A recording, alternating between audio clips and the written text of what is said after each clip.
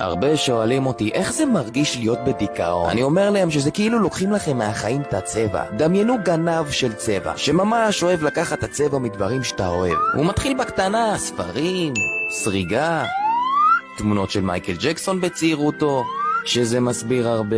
פתאום משחקי וידאו זה כבר לא כזה כיף. עדיין אומרים משחקי וידאו? מרגיש מבוגר. האוכל שאתה אוהב פתאום כבר לא כזה טעים. פתאום לצאת עם חברים נהיה עול. אתה בא היום, נכון? אני מאוד עסוק. במה אתה?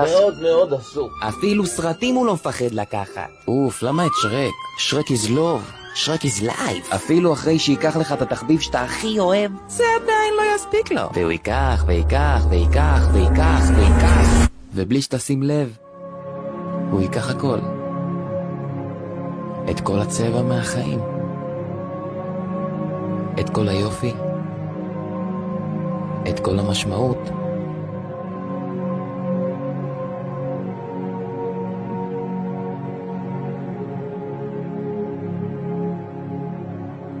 הצבעים לא באמת נעלמו, אתה יודע. מה? הם רק מחכים שתמצא את הדרך לראות אותם שוב.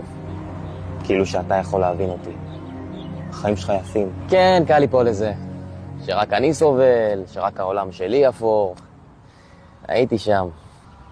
אבל בסופו של דבר, שנינו מביטים פה על אותו הנוף.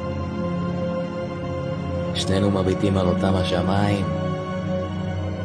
אני יודע שהעולם נראה אפור עכשיו, אבל הוא עדיין שם. מפוצץ בצבעים.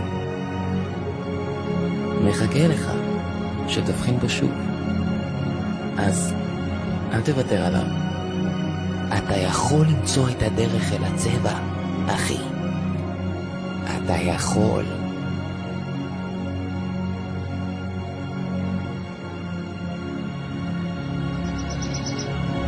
אתה יכול.